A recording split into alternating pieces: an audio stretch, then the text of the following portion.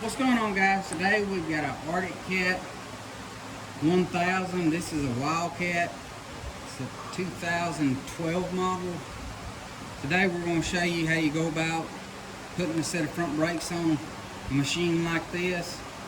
Shouldn't be much problem. We're going to show you this little task, so y'all stick around and let's get started on it.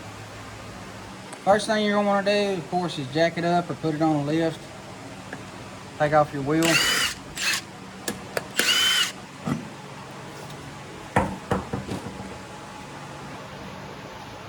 got your wheel and tire off.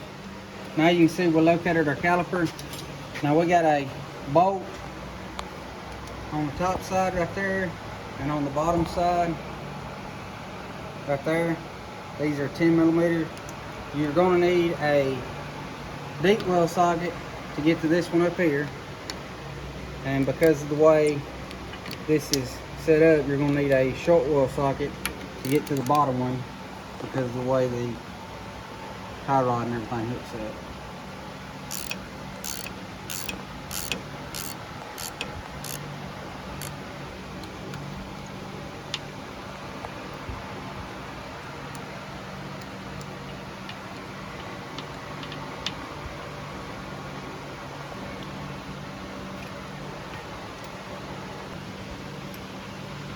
Now you're going to grab a hold right here and squeeze this back on both sides. And you can see we're allowing it to squeeze back right here. And what this is doing, it's allowing us to have slack in this so we can slip our brake pads off.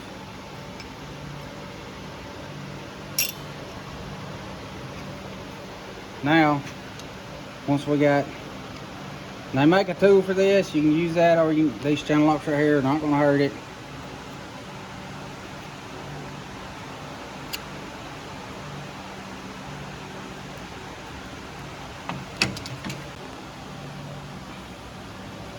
Squeeze them in like that, and usually if you can't squeeze them in like that with a pair of pliers or something, then usually you got something wrong with your caliper.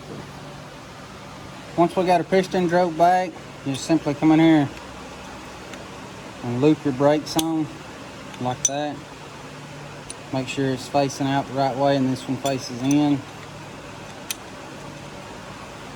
Now we're going to put them back on, and once you get these back on the correct way,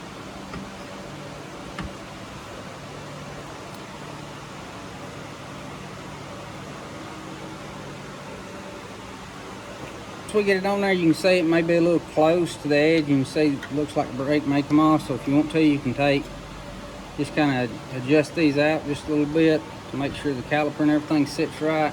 Now we know ain't nothing will go anywhere. And once we apply pressure to these, everything will self-adjust itself. Now we're ready to put both our bolts back in. Once you get both your bolts started, then we're going to tighten them back up. And we'll make sure these are good and snug.